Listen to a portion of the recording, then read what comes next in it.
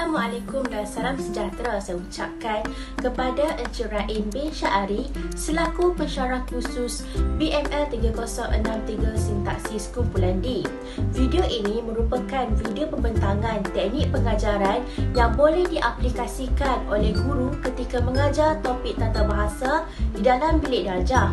Baiklah, nama saya Nur Azwa Afiqah binti Izzuddin, penombor matrik D2019108787. Saya akan menerangkan tentang teknik berbincang. Teknik berbincang ialah satu teknik pengajaran dalam bentuk perbualan yang dilakukan dalam kalangan murid-murid di bawah penilaian guru. Murid-murid boleh menyatakan pandangan dan pendapat mereka mengenai topik yang diajarkan. Guru pula akan membantu dengan menerangkan pandangan dan pendapat secara menyeluruh. Menurut Orlik et al. Tahun 2007, berbincang merupakan satu teknik yang dapat meningkatkan kemahiran dan pemikiran murid. Hal ini dikatakan demikian kerana melalui teknik berbincang ini, murid dapat mengembangkan interaksi sosial di antara mereka.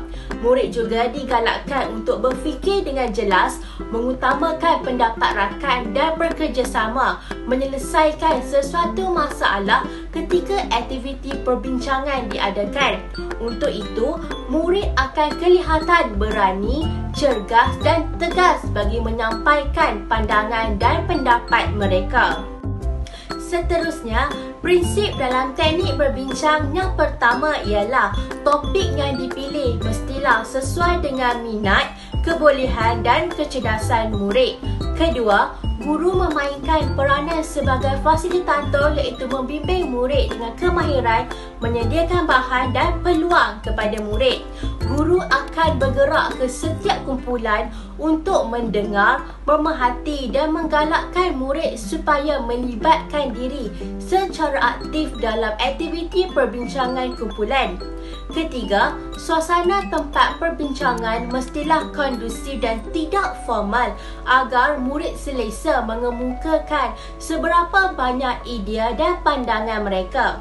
Murid juga digalakkan supaya mencatat setiap idea yang disasarkan ketika aktiviti perbincangan diadakan.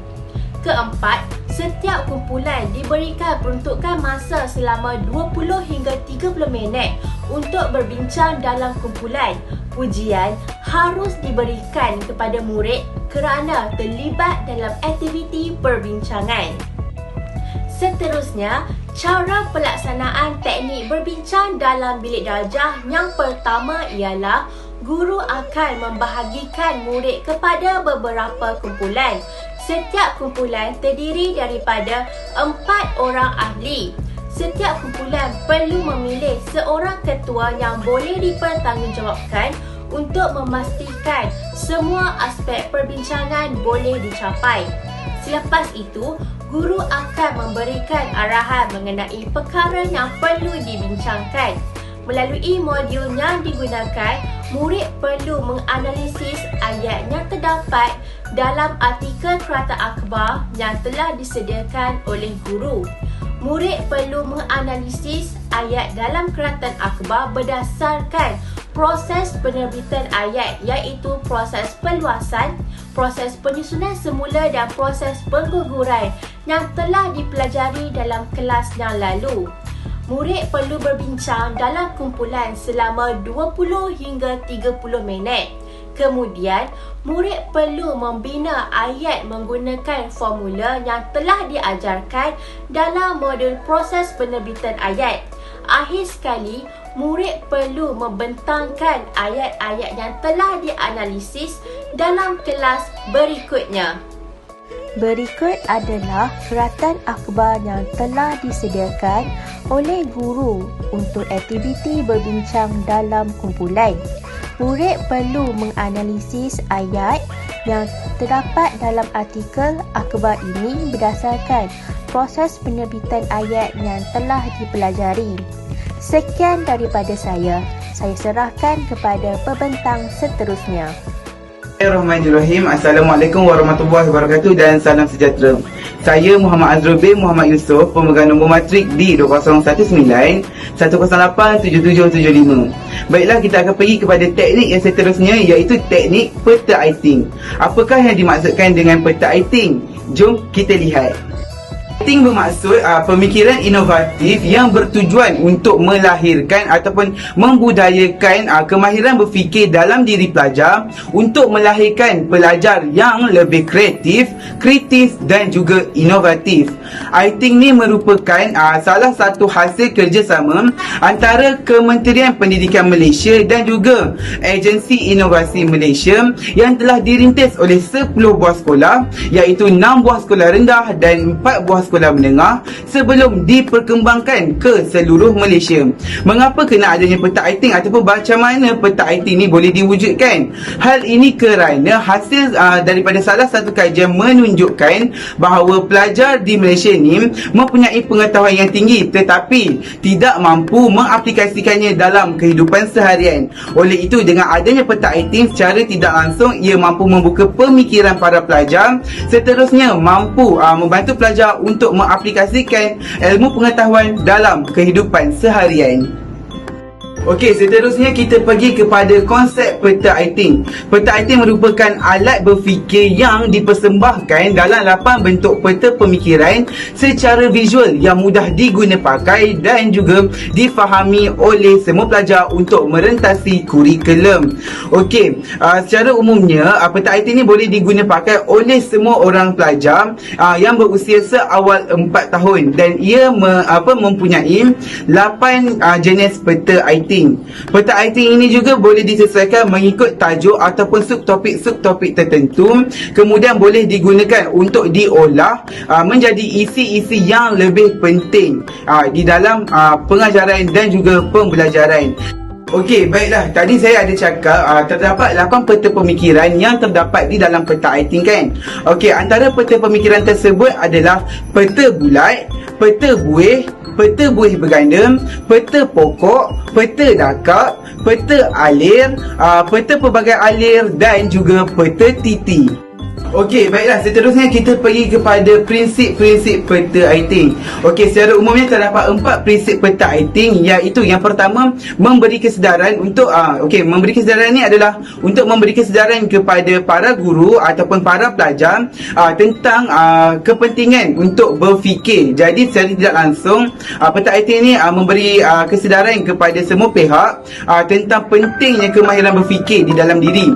Seterusnya adalah perubahan set minda. Perubahan set minda ni adalah perubahan set minda para pelajar yang sebelum ini kalau tidak, para pelajar tidak mampu berfikir dengan orang kata secara yang lebih tinggi kan. Jadi dengan adanya peta aiting ni, para pelajar mampu membuka minda mereka untuk berfikir ke arah yang lebih tinggi. Seterusnya amalan. Peta aiting ni akan meningkatkan amalan ataupun menerapkan amalan di dalam diri pelajar dan juga para guru untuk berfikir ke arah yang lebih tinggi dan ke arah yang lebih baik. Okey, seterusnya membudayakan kemahiran berfikir. Jadi dengan adanya peta aiting ni, guru mampu membudayakan kemahiran berfikir di dalam diri pelajar. Seterusnya adalah cara pelaksanaan. Macam mana nak laksanakan peta aiting ni? Yang pertama ialah memperkenalkan alat berfikir kepada guru dan juga kepada murid.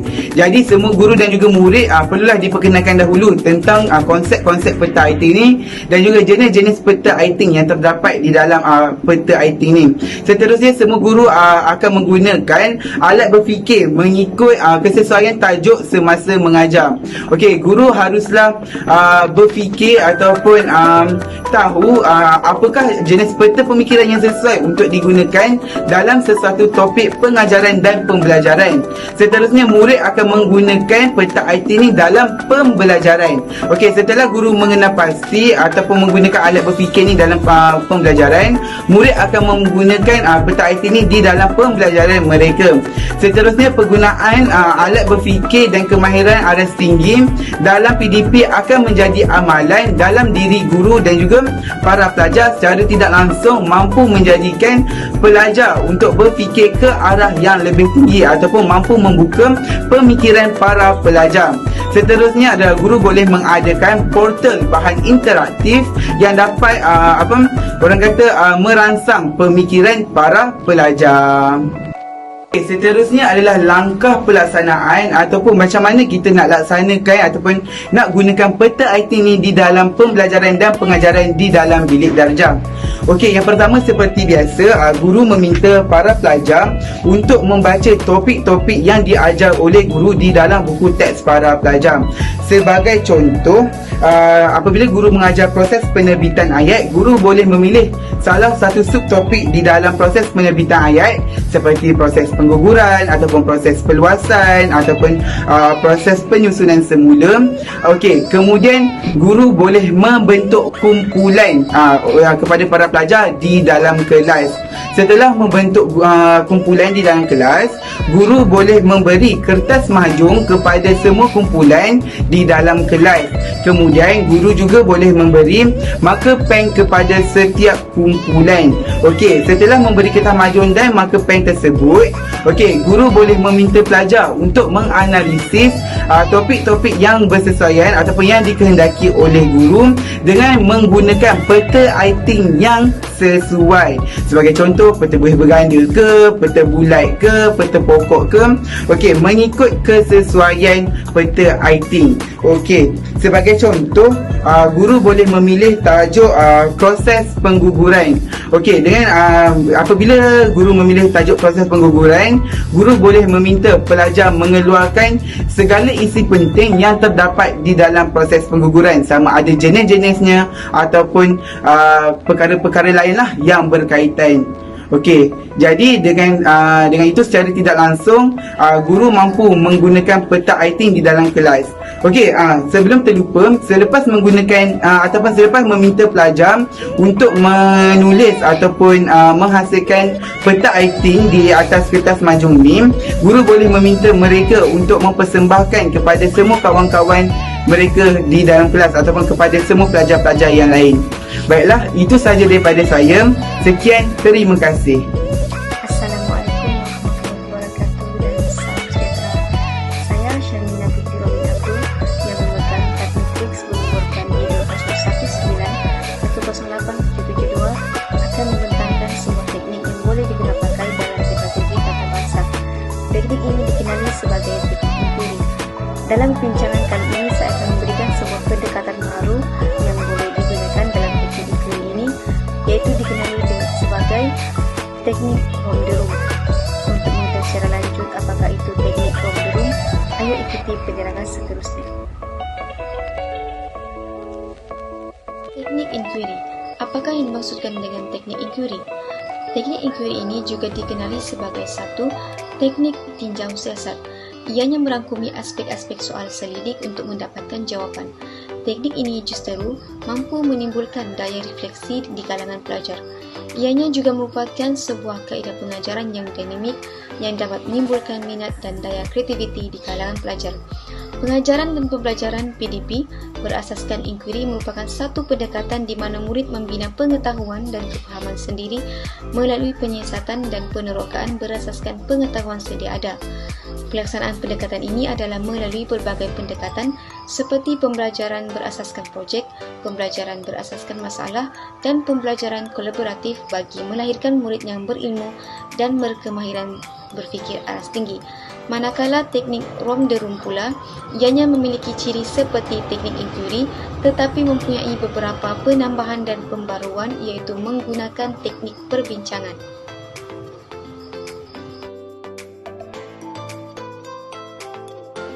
Teknik inquiry boleh dikenal pasti melalui beberapa ciri. Inquiry ini adalah satu kaedah pembelajaran yang melibatkan pertanyaan, pencari jawapan melalui pemerhatian, pengukuran, hipotesis, mengumpul data, menterjemah dan membina rumusan atau refleksi. Ia juga merupakan satu proses PDP yang berpusatkan murid dan melibatkan penyiasatan masalah, penerokaan dan penemuan yang berkaitan untuk mendapatkan maklumat melalui pertanyaan dan perasaan ingin tahu berpusatkan murid. Merupakan beberapa jenis-jenis inquiry yang terdapat pada teknik ini dan sedikit penerangan ringkas yang boleh saya berikan terhadap teknik ini. Yang pertama ialah inquiry pengesahan. Inquiry pengesahan ini di mana murid mengesahkan prinsip atau konsep tertentu berdasarkan keputusan penyelidikan yang telah diselidik dahulu. Yang seterusnya inquiry berstruktur, di mana inquiry berstruktur ini murid melakukan penyelidikan berdasarkan persoalan dan langkah-langkah yang telah ditentukan oleh guru. Yang ketiga, inquiry terbimbing. Inquiry terbimbing ini di mana murid melakukan penyelidikan berdasarkan soalan-soalan yang disediakan oleh guru dan pemilihan langkah-langkah penerokaan ditentukan oleh murid itu sendiri. Dan yang terakhir, inquiry terbuka. Inquiry terbuka ini di mana murid juga melakukan penyelidikan berdasarkan soalan dan langkah-langkah yang dibina dan ditentukan sendiri oleh mereka berdasarkan topik yang tertentu. Itu merupakan langkah dalam melaksanakan teknik inquiry. Yang pertama adalah mengenal pasti dan mentaklifkan isu dan masalah. Yang kedua, mengkaji masalah. Yang ketiga, memahami masalah. Yang keempat, mencadangkan penyelesaian masalah. Yang kelima, merancang pelan tindakan. Yang keenam, melaksanakan pelan yang dirancang. Dan yang terakhir, membuat kesimpulan ataupun inference.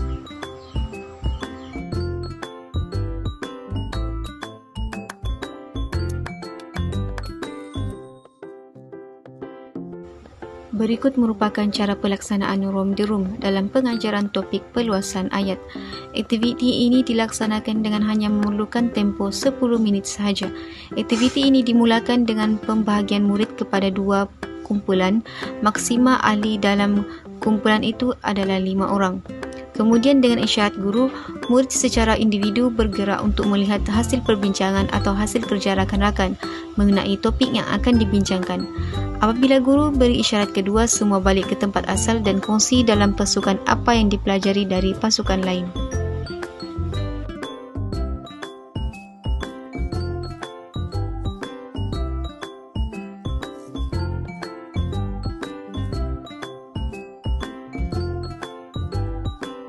Assalamualaikum dan salam sejahtera. Saya Syafika binti Iskandar, bernombor matrik D2019-1087771. Pada hari ini saya akan meneruskan pembentangan mengenai teknik pengajaran dan pembelajaran di dalam kelas. Sebelum itu, saya akan menguraikan terlebih dahulu mengenai definisi teknik itu sendiri. Teknik dapat didefinisikan sebagai satu kemahiran atau cara melaksanakan bahan pengajaran kepada pelajar dari segi langkah-langkah dalam aktiviti pembelajaran. Secara khususnya, teknik merupakan satu cara penyampaian pelajaran yang perlu diteliti supaya dapat mempercepatkan proses penangkapan pelajar. Salah satu teknik yang boleh digunakan dalam pengajaran dan pembelajaran yakni PDP di dalam kelas tata bahasa Melayu ialah teknik traffic light. Apa itu teknik traffic light? Baik, teknik traffic light diambil daripada konsep lampu isyarat yang memberikan mesej daripada warna lampu isyarat. Dalam konteks pembelajaran, teknik lampu isyarat ini boleh menunjukkan tahap kefahaman murid berkenaan dengan sesuatu pembelajaran. Misalnya, lampu isyarat berwarna merah merupakan indikator kepada ketidakfahaman dan pelajar memerlukan bantuan dalam aktiviti pembelajaran di dalam kelas. Seterusnya, lampu kuning pula merujuk kepada murid yang tahu dan memahami sedikit berkenaan dengan sesuatu pembelajaran serta memerlukan sedikit bantuan daripada guru dalam membuat latihan. Sementara lampu hijau pula merupakan indikator kepada mereka memahami sepenuhnya dan mereka boleh melakukan aktiviti yang diberikan tanpa memerlukan bantuan dan sokongan guru. Seterusnya kita beralih pula kepada prinsip teknik traffic light. Yang pertama, teknik ini boleh dilakukan selepas sesi pengajaran dan pembelajaran di dalam kelas. Kedua, memberi soalan atau menjelaskan soalan agar pelajar boleh mengkategorikan jawapan mereka berdasarkan kefahaman mereka yang telah diperolehi sepanjang PDP berlangsung. Kemudian, selain mengukur kefahaman pelajar, teknik ini perlu berkonsepkan perbincangan. Ini bermakna sekiranya pelajar memerlukan bantuan atau pelajar tidak memahami sesuatu konteks pembelajaran, maka di sini guru berperanan untuk memberi penjelasan dengan lebih jelas untuk memudahkan penanggapan pelajar. Seterusnya ialah soalan yang diberikan berbentuk kefahaman dan latihan sebagai ukuran kefahaman pelajar yang lebih konkret. Jadi nanti kita akan lihat soalan-soalan ini yang kita boleh ajukan pada pelajar dalam teknik traffic light. Dan kita beralih pula ke cara pelaksanaan teknik ini. Yang pertama, guru semestinya perlu menyediakan simulator traffic light, dan bahan untuk menyediakannya mudah, dan bahan ini mudah didapati di mana sahaja, seperti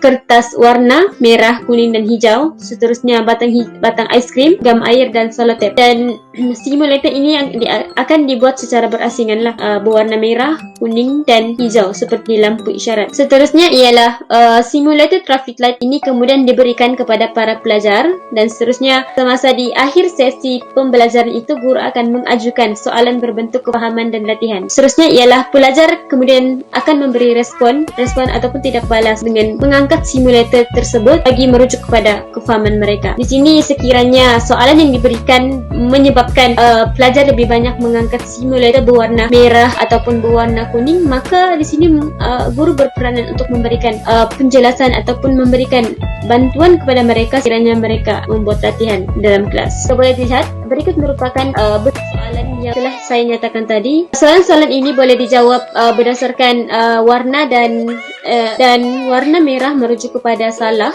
sementara warna kuning merujuk kepada tidak pasti, dan hijau pula merujuk kepada betul. Jadi contohnya, soalan yang pertama, penyusunan semula ayat merujuk kepada bentuk perkataan dalam ayat asal yang diubah susunannya dan diterbitkan semula dalam struktur ayat gramatis yang baru. Kiranya pelajar mendapati bahawa soalan ini dalam kategori yang betul, tidak pasti dan salah, maka pelajar tadi boleh mengangkat simulator yang berwarna merah, kuning ataupun hijau bagi menunjukkan bahawa mereka ini faham atau tidak mengenai soalan ini. Jadi di sini seterusnya peranan guru ialah guru perlu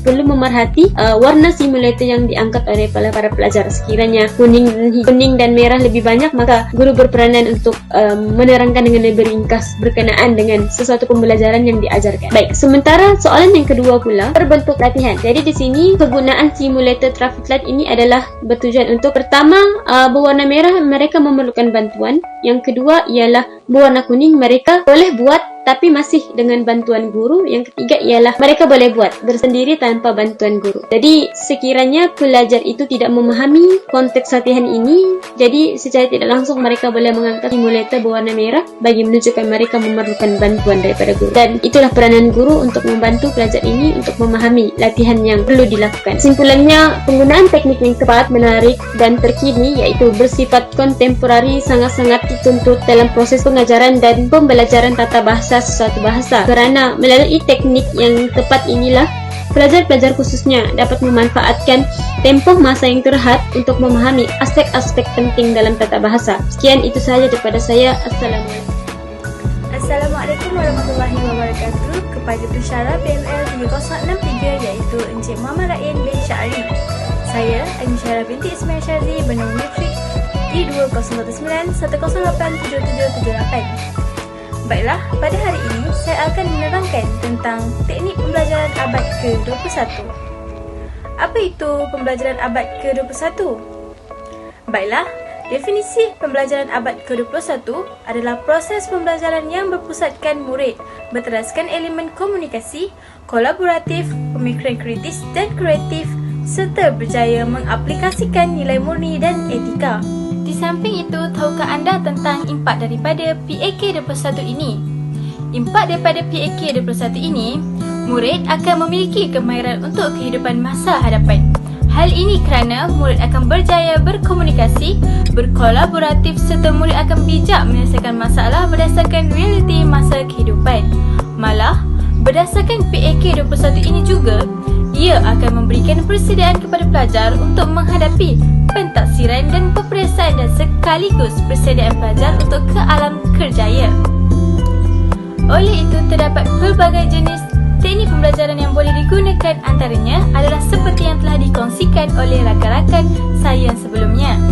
Oleh hal yang demikian, saya telah memilih teknik pembelajaran abad ke-21 iaitu jenis teknik Rainbow Group yang bermaksud kumpulan pelangi. Konsep teknik Rainbow Group. Dengan menggunakan teknik ini, guru akan memberi tugasan kepada murid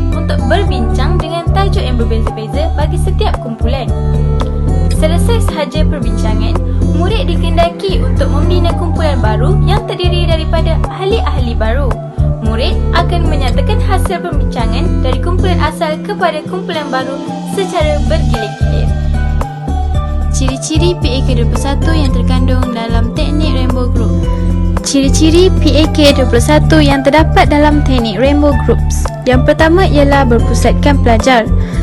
Pelajar berperanan penting semasa menyelesaikan tugasan yang diberikan dan guru akan menjadi sebagai pembimbing pelajar. Teknik Rainbow Group ini dilaksanakan bagi mengutamakan minat pelajar. Seterusnya ialah pembelajaran aktif. Dengan menggunakan teknik Rainbow Groups, penglibatan pelajar akan menjadi lebih aktif kerana berlaku perbincangan bersama rakan-rakan. Ciri PAK21 yang terdapat dalam teknik Rainbow Groups yang ketiga pula ialah pelajar akan bertanggungjawab terhadap pelajaran mereka.